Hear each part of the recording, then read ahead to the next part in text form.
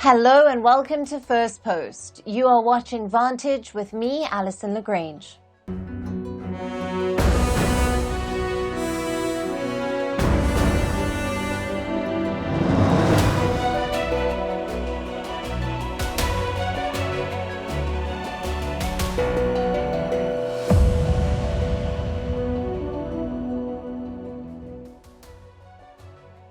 Will Joe Biden still contest this year's presidential election?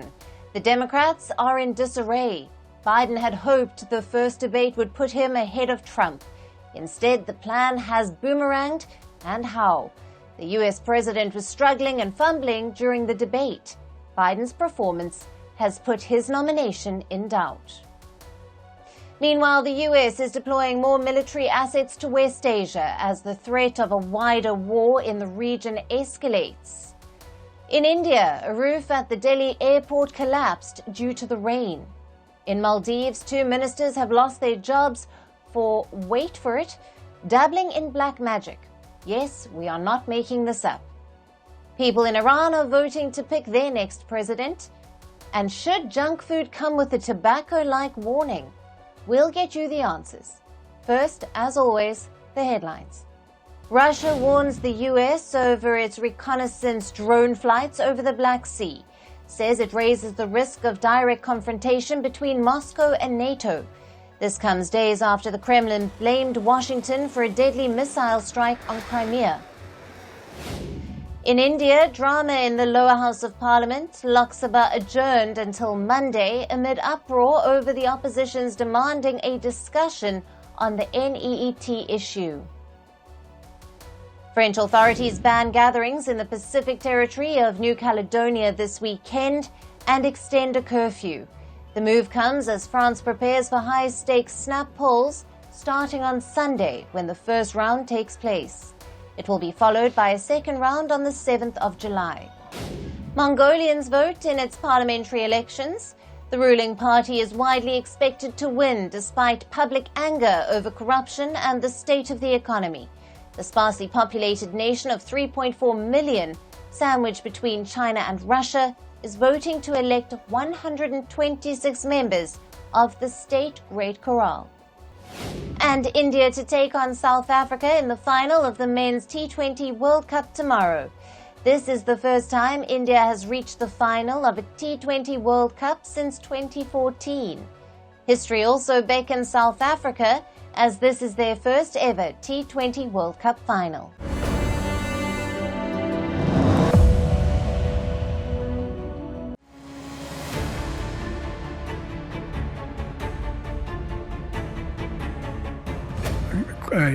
What we have to do with, look, if... I really don't know what he said at the end of that sentence.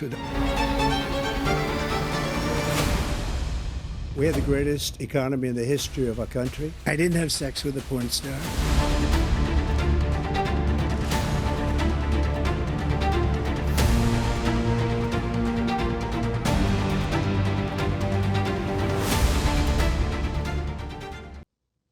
It was a debate only in branding.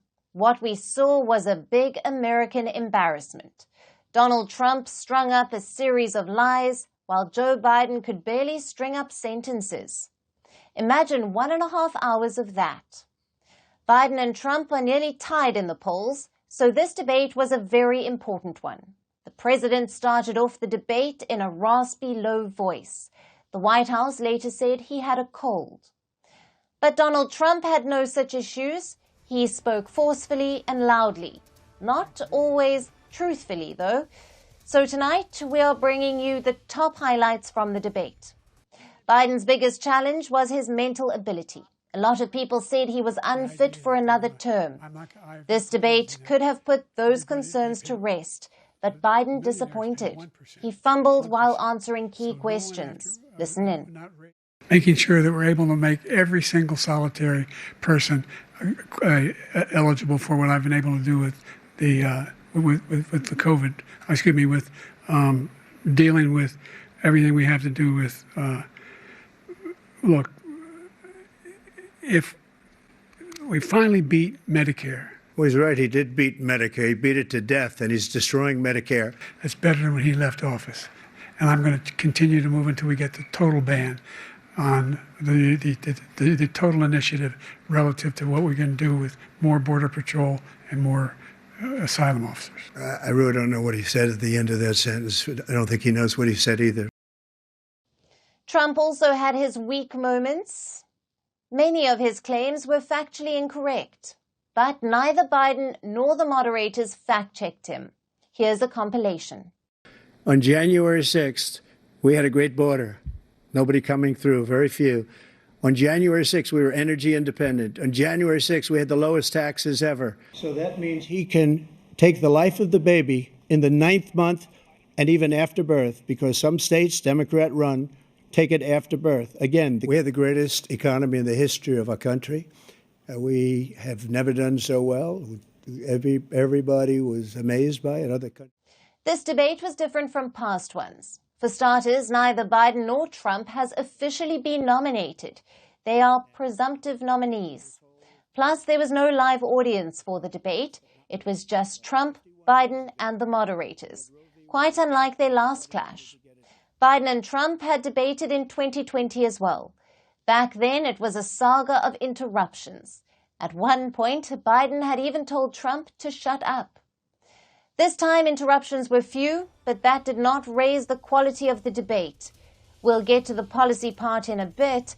Before that, let's talk about the age question. Biden is 81 years old.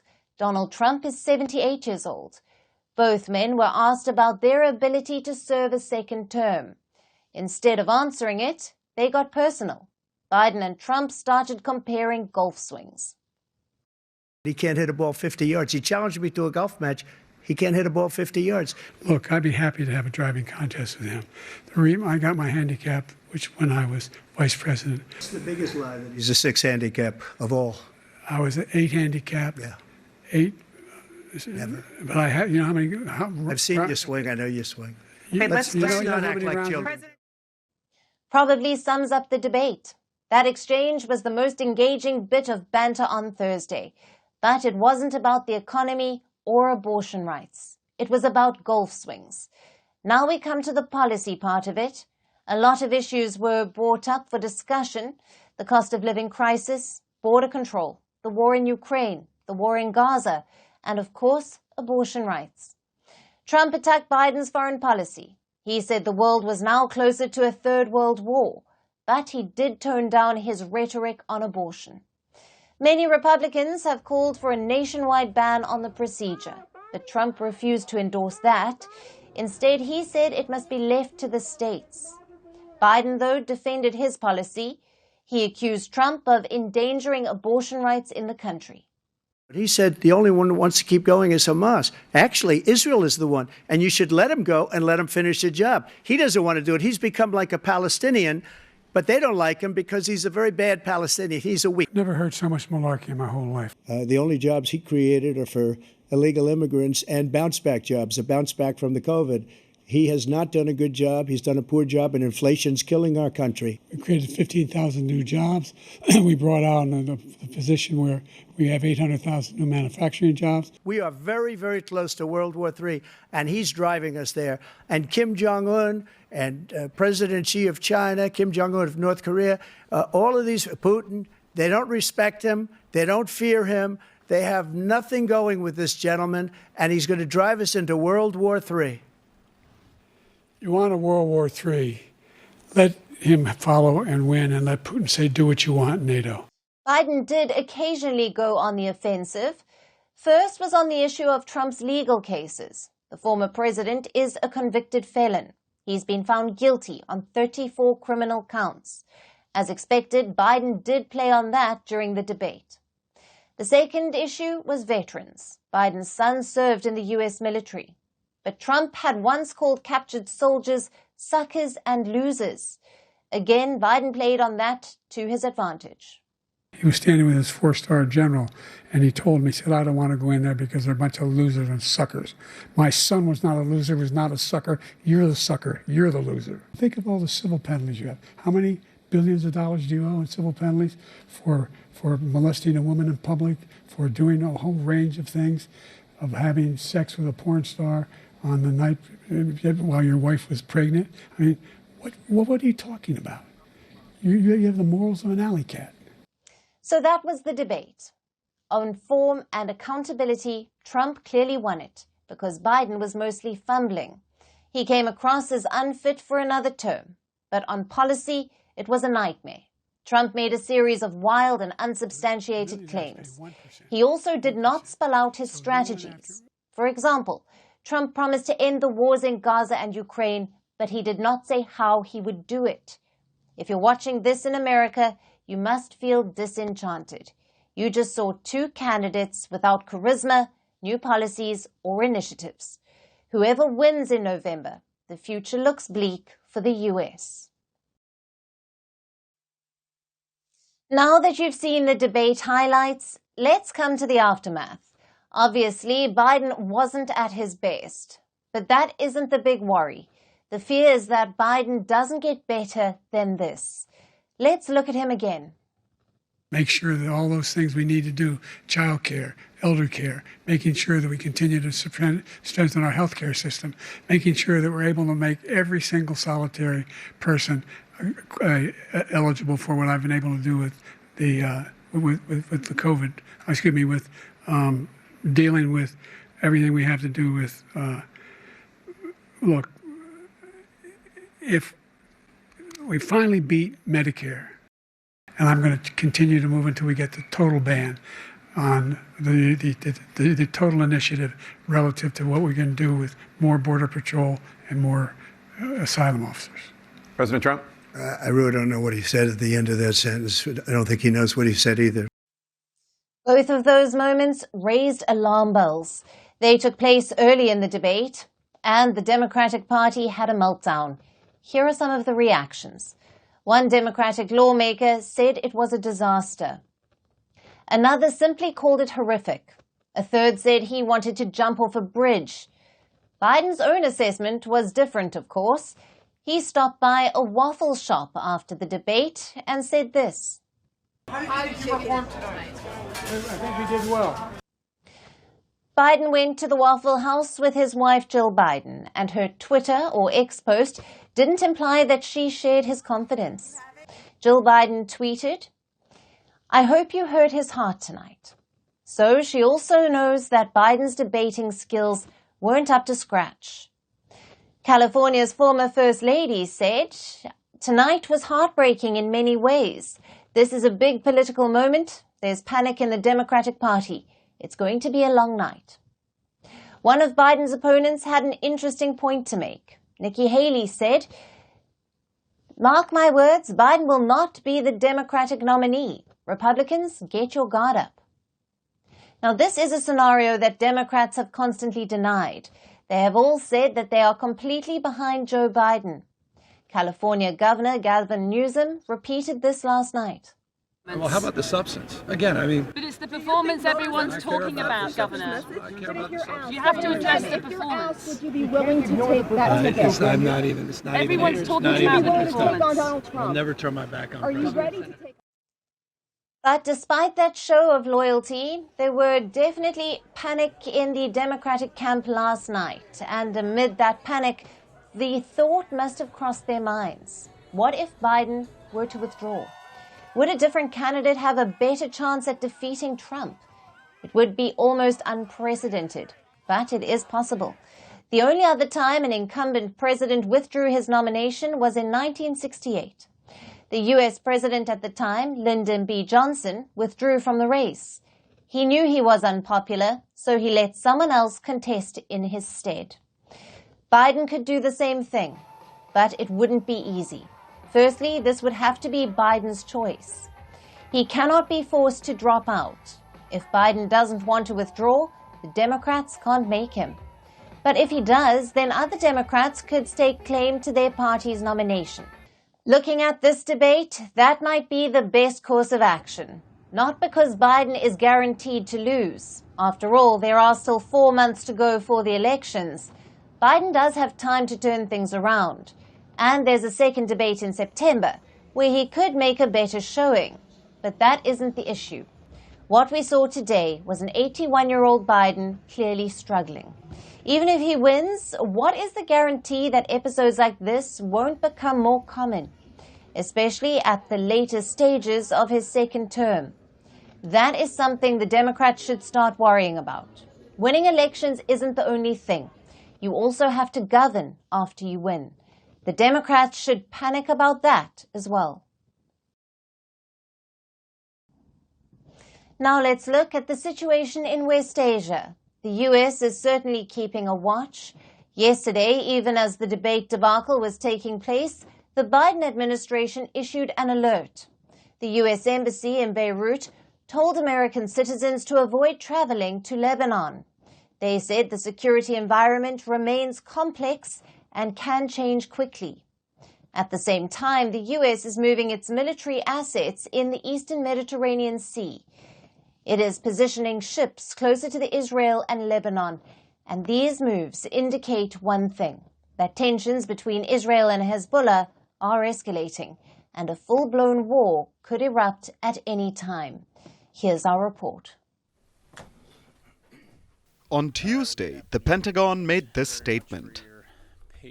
Earlier today, Secretary Austin hosted Israeli Minister of Defense Yoav Gallant here at the Pentagon to discuss efforts to de-escalate tensions along the Israel-Lebanon border. The Pentagon spokesperson said that the de-escalation of tensions along the Lebanon-Israel border would be discussed. It doesn't look like that discussion went well. This was Israel's Defense Minister Yoav Gallant on Wednesday. We are committed to defending our people. But let it be known that our war is not with the people of Gaza. Our war is not with the people of Lebanon. Our war is against Hamas, against Hezbollah, and their backers, the Iranian regime. Gallant put Hezbollah in the same bracket as Hamas. Now, you might think that this was normal. After all, Israel has been trading cross-border fire with Hezbollah since October 7th. Israel has also targeted Hezbollah infrastructure in Lebanon and killed Hezbollah commanders. So it could appear that there was nothing unusual in Gallant's declaration. But then yesterday, this happened. The US Embassy in Beirut issued this security alert. It was a reminder that Americans should avoid traveling to Lebanon, and that the Lebanese government would not be able to protect US citizens in the event of an all-out war. The American alert sent alarm bells ringing and prompted similar alerts from other countries, including India, who put out this advisory today. But perhaps the most telling sign that an escalation is imminent is American troop movement. Washington has brought the USS Wasp closer to the Mediterranean coast. A unit of US Marines is also on alert. They are now poised to carry out military-assisted departures. That means evacuations. The US has evacuated its citizens from Lebanon before, in 2006, when the Israel-Hezbollah war had broken out. The US had evacuated about 15,000 citizens from Lebanon back then, and it is poised to do something similar again. This means that whatever talks US Defense Secretary Lloyd Austin had with Israel's Gallant, they didn't end well. And therefore, Israel may be getting ready to invade southern Lebanon. Israel has been wanting to push Hezbollah away from its northern border for months. The daily cross-border fire has led to the evacuation of northern Israeli towns, and therefore thousands of displaced people. Israel wants to move its citizens back to their homes, and for that it needs Hezbollah to stop its attacks. Reports say that Israel is already creating a buffer zone. But if Israel is planning to invade Lebanon, then it seems that the buffer zone isn't coming up fast enough. Israel may succeed if it sends troops to Lebanon, but there will be a high price to pay. Hezbollah isn't like Hamas. It is far larger and better equipped. An Israel-Lebanon war will lead to a lot of bloodshed. The US knows this, and that is why Washington is on high alert. India's capital has seen some heavy rainfall in the last few days, and along with it, some tragedy. A portion of the roof collapsed at Delhi's airport, specifically at Terminal 1. The collapsing roof smashed into cars parked below. One man was killed in the incident. Around 6 others were injured. First, look at the pictures from early this morning. You can see water leaking from the roof. So clearly, the warning signs were there. And later in the day, the roof gave away. A portion of it collapsed onto the ground. You can see the vehicles crushed under it. It was a completely unnecessary and preventable tragedy. The terminal was later closed for operations. It is expected to reopen after midnight. India's Civil Aviation Minister also visited the site. He announced compensation for the victims. We want to express our condolence to the life that has been lost in this tragic incident also. And along with that, 4 people have also been injured. The situation is under control. The whole rest of the terminal building has been closed off and everything is being thoroughly inspected so that any other untoward incident does not happen here. There is a political row over it. The Congress party is putting the blame on the ruling BJP. They have accused Prime Minister Modi's government of making substandard structures. Of course, the BJP has hit back. They say that the structure was built back in 2008 and 2009, a time when the Congress was in power. We are not focusing on the politics tonight. We are focusing on the larger picture. Infrastructure is the key to unlocking a country's potential. Whether it's roads or railways or bridges or airports, good infrastructure has a multiplier effect. It improves your economic growth and output. But bad infrastructure has the opposite effect. Not only does it slow down economic growth, it can be deadly, as today's incident showed. Losing lives to a collapsed roof is not acceptable in a country like India, especially at a priority site like airports. It also sends the wrong message to the world. Today, Indian bonds have been added to JP Morgan's government bond index. It's a big moment for the country. The government uses these bonds to raise money. And what is that money used for? Mainly infrastructure spending and building connectivity. So on the one hand, India is wooing investors. It wants the world to make in India. On the other, you have tragedies like this. And it's not a one-off. Last month, these pictures went viral on social media. They show cracks in the road leading to India's longest sea bridge, the one located in Mumbai. Another airport accident was reported yesterday. The canopy at Jabalpur Airport collapsed. It had been inaugurated just 3 months ago. Now all of this raises the same question. What is the state of India's infrastructure? It's been a top focus for the Narendra Modi government. They have bet on infrastructure to boost growth. India's GDP is around $3.4 trillion. The government wants to hit $5 trillion by 2027.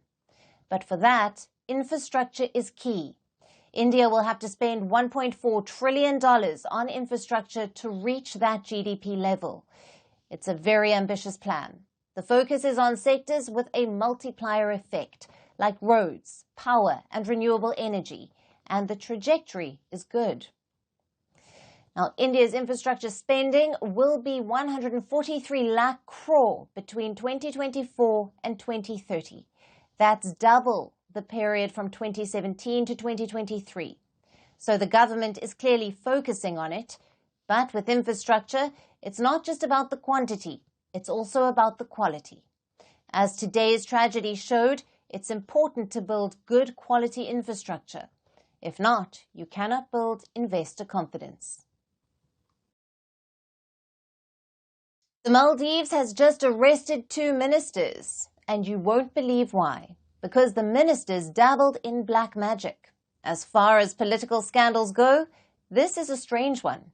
Apparently, these ministers wanted to get close to President Mohamed Muizu, and to do that, they used black magic. Now, the details are still a bit sketchy, plus President Muizu hasn't released a statement. But it does raise questions about his leadership. This is not the first time his ministers have stirred trouble, which makes you wonder, what's the issue? Is Muizu putting the wrong people in charge? Our next report tells you. Ministers are sacked for corruption.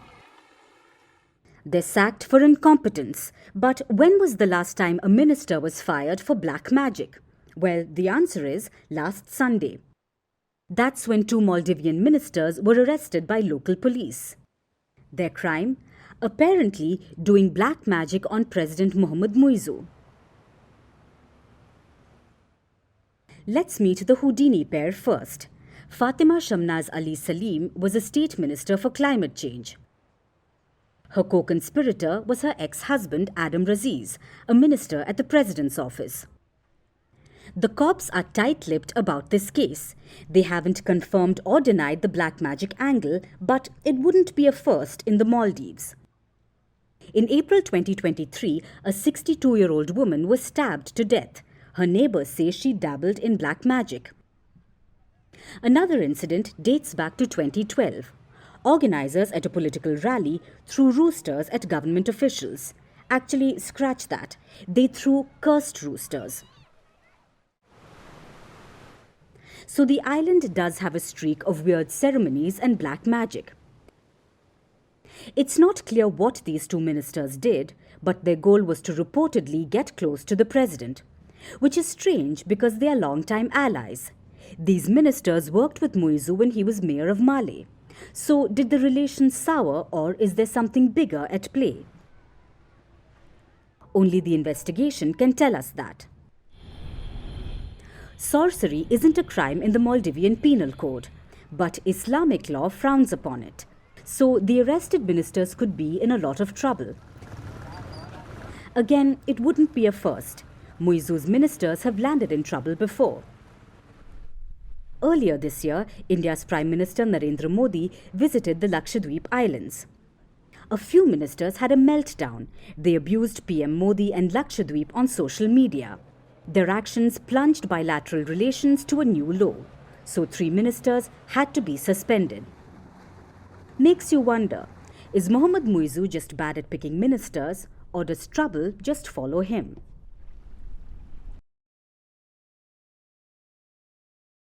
Meanwhile, in China, there is a similar state of chaos within the PLA. Xi Jinping's purge is intensifying. This week, the Communist Party issued a statement. The party expelled 2 senior members, Li Shangfu and Wei Fenghe. In the past, both have served as China's defense ministers. Now, what reason did the party give? Serious violation of party discipline and law. This statement is the Communist Party code for corruption. Both Li and Wei apparently took money and gifts, and in return they facilitated improper benefits.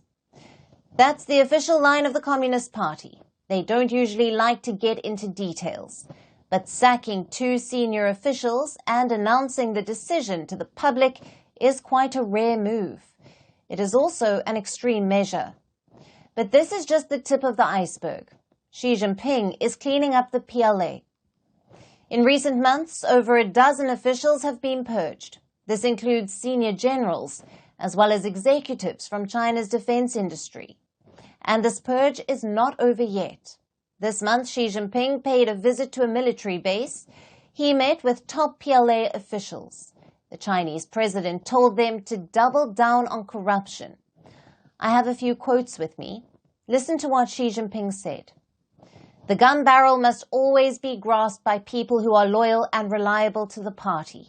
There must not be a place in the military for corrupt elements to hide. Xi Jinping is pushing for some changes to the PLA. He thinks there are some deep-seated problems within the Chinese military. The Chinese president had spelled them out: ideology, discipline, ethics, and moral character. All this adds up to one thing: loyalty toward the Communist Party. Since taking power in 2012, Xi Jinping has ordered multiple cleanups. He has purged hundreds of officials in the PLA and repeatedly emphasized on party loyalty. Over a decade later, it seems Xi Jinping is still struggling to fix the PLA. So the cleanup will continue for as long as Xi Jinping wants. But this shake-up raises a serious question mark over the PLA and its preparedness to fight a war. Since 2012, Xi Jinping has purged around 58 generals from the PLA. China last fought a war in 1979 with Vietnam. Beijing is now left with very few military leaders with actual combat experience. What about weapons? Now, there is a question mark over Chinese arsenal as well. Some revelations came out this year. Apparently, China discovered some of its missiles were filled with water and not fuel. Experts blamed this on corruption.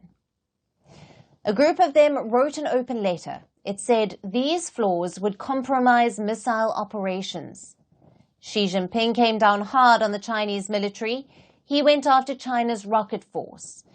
They look after China's rocket arsenal, including the tactical and nuclear missile. At least 3 generals from this force were purged. Overall, a total of 9 officers were held responsible. More heads have rolled since. Xi Jinping's challenges are compounding.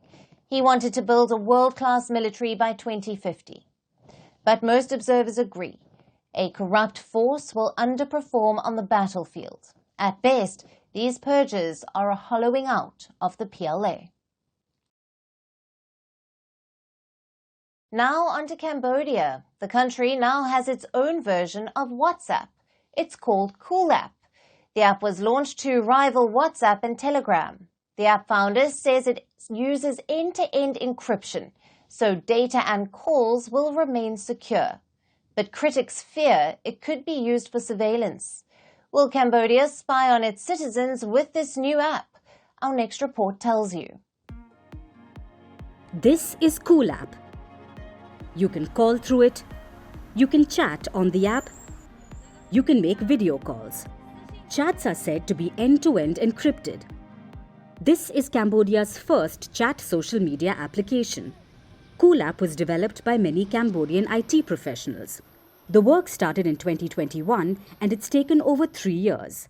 The app will be released now. So, what's the point of this new app? Cambodia wants to rival the likes of WhatsApp. WhatsApp is the world's most popular messaging app. It has over 1 million users in Cambodia. So the country hopes this new app can gain popularity too. Cool App's founder estimates that the app will eventually reach 1 million downloads. But there are concerns about surveillance. Cool App says it's end-to-end encrypted. That means chats and calls are secure. But critics are not too sure about these claims. That's because of Hun Sen. He's Cambodia's strongman leader. Hun Sen ruled Cambodia for 3 decades with an iron fist. Right now, his son Hun Manet is the Prime Minister. But Hun Sen is still crucial for Cambodia. He remains the most powerful leader in the country. Now, Hun Sen has supported this homegrown app. He has lauded the launch of Cool App, which has raised fears that it could be used for surveillance. Internet freedom in Cambodia has degraded under Hun Sen's rule. There have been allegations of censorship, media blackouts, and even harassment. Government critics have been arrested. Websites and outlets have been shut down. Critics say the government could spy on citizens and monitor conversations, even influence political discussions in the country. But Cambodia is not the first country to launch homegrown apps. Several nations have launched their own versions, like China's WeChat, Vietnam's Zalo, South Korea's KakaoTalk, and Russia's Telegram. Cambodia aims to replicate the same sort of success with Cool App, but with citizens waiting to boycott the app, no one knows how successful this venture will be. It's election day in Iran. 61 million people are eligible to vote. But will all of them turn up at the ballot box? It depends. Iran is holding snap elections after the sudden death of Ebrahim Raisi. Initially, 6 candidates were approved, but now there are only 4. The regime is aiming to tighten its grip on power, but the polls come amid heightened tensions in the region and crippling sanctions. Can this election bring some change to the country, or will it be the same political path for Iran? Our next report tells you. Until May this year, all was going well for Iran. Its fate sealed, its political path decided. But everything changed on the 19th of May. Iran's President Ibrahim Raisi took a helicopter ride to the border. But he never made it back. His chopper crashed, he died. And so did Iran's succession plan. So the regime needed a replacement. Soon after Raisi's funeral, elections were called. 61 million Iranians are eligible to vote. Voting is currently underway at 58,640 polling stations. Election day is a great time of joy and excitement for us Iranians, especially during a presidential election, when the people's vote will determine our president for the coming years. But who will the country choose? Initially, the Guardian Council had approved 6 candidates, 5 conservatives and 1 reformist. Since then, 2 of them have dropped out of the race, which leaves us with 4 candidates. The first is General Mohammad Bakr Ghalibaf, the current Speaker of the Iranian Parliament. He is pro-establishment and he is close to Khamenei. But he has been accused of corruption. The second is Saeed Jalili. He's a former chief nuclear negotiator. Jalili too is close to Khamenei. He also enjoys the support of the establishment.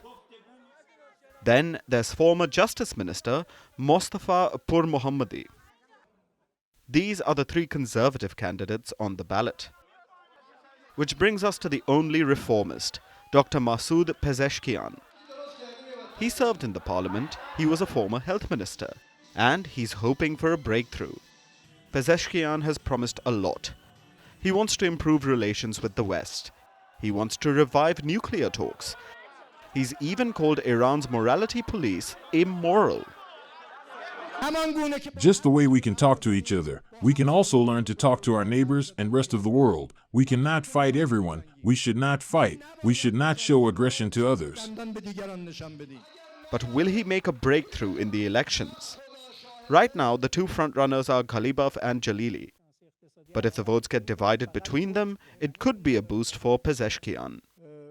Most polls suggest it could be a 3-way race.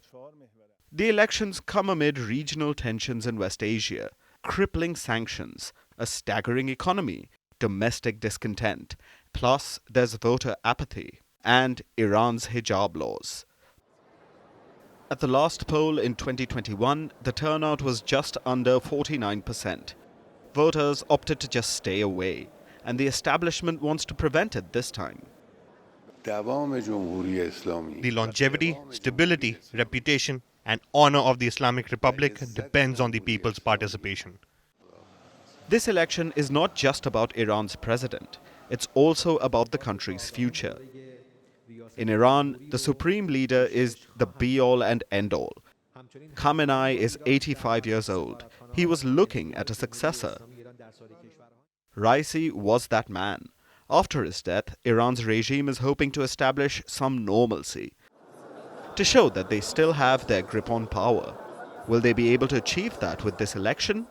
We'll find out soon enough.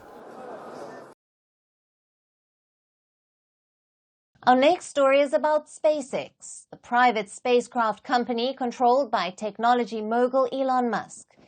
It has signed a new contract with NASA worth $843 million to destroy the International Space Station. SpaceX will build a new vehicle which will bring the 430-ton International Space Station out of its long-time orbit of Earth, when its operating lifespan ends in a few more years. Here's a report. 2, 1, 0. SpaceX, the privately held company controlled by tech mogul Elon Musk, has a new task on its hands: the death of the International Space Station. And NASA will pay SpaceX $843 million for this task. The International Space Station is the largest space station ever built. It was launched in 1998, and its crewed operations began in 2000. The station has been home to thousands of scientific experiments. They investigate all manner of phenomena, from the aging process in humans to discovering new types of materials. The station circles the Earth every 90 minutes, but now it needs to be pulled out of the orbit. The space station is structurally sound, but it needs to be disposed of in a few years. If the task is not completed properly, the laboratory can fall back to Earth. And this poses a big risk to populations on the ground. So NASA needs help.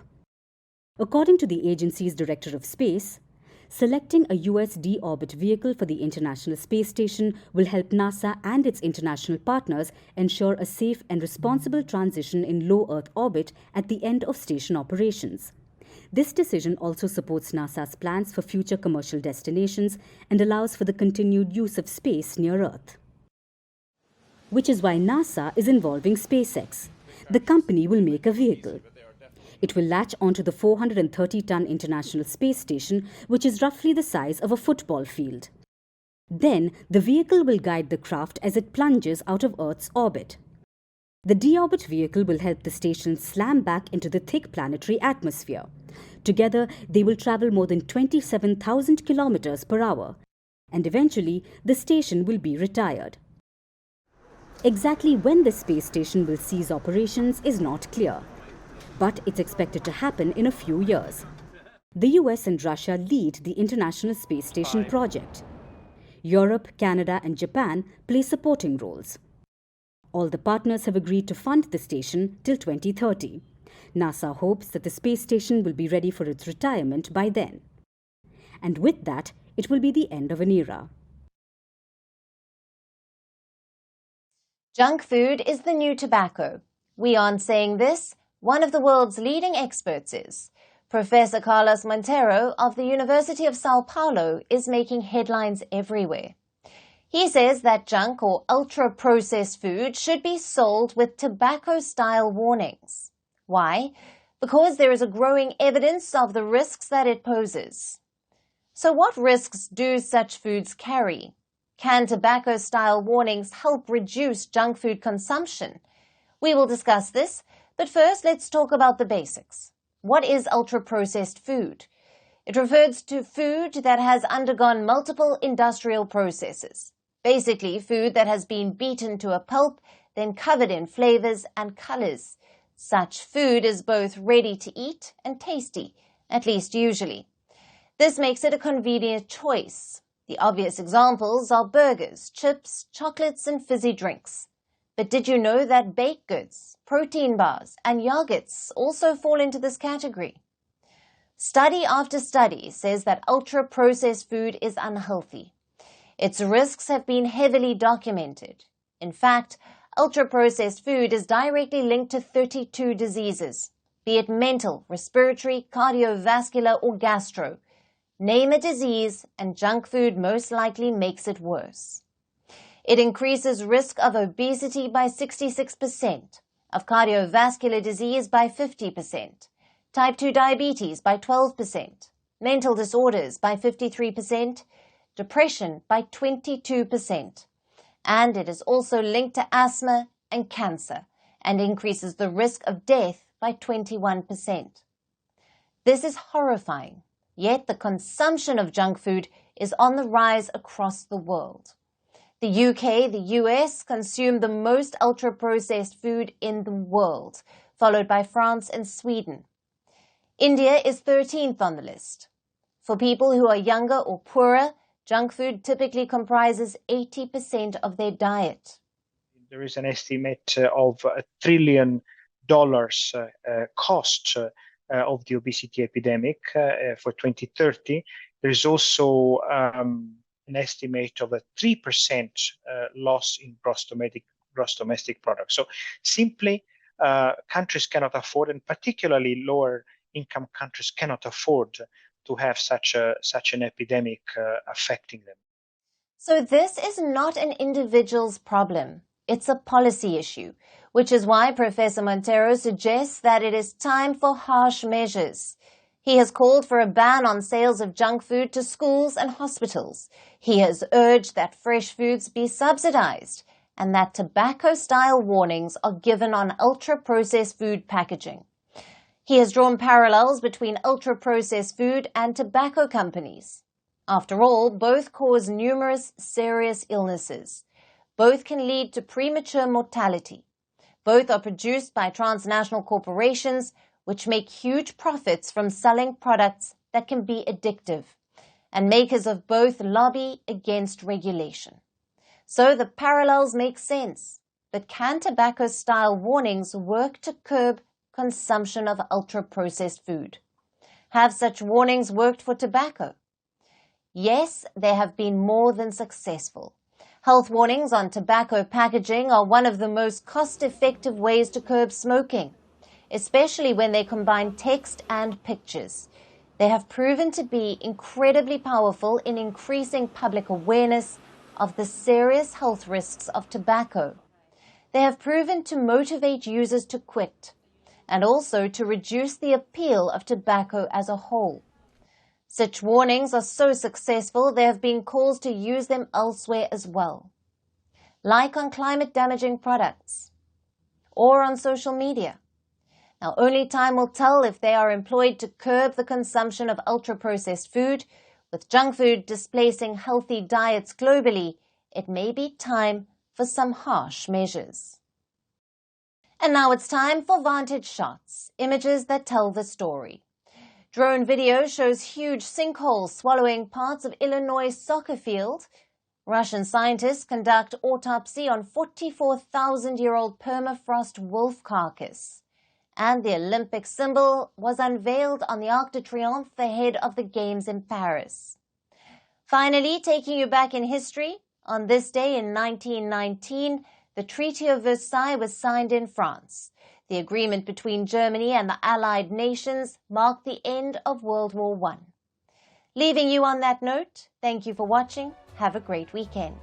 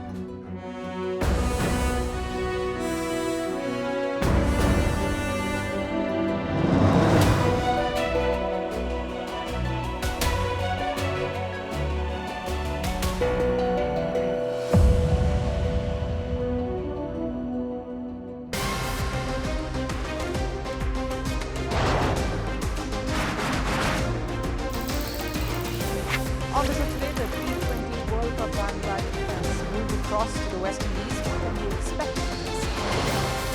Hello, I'm Alyson le Grange, coming to you from Durban, South Africa. Today we have a special show. We'll start with a report on India's shifting nuclear posture. For the first time since India officially became a nuclear power. Hello and welcome to Firstpost America. I'm Aaron Ham, coming to you live from the nation's capital,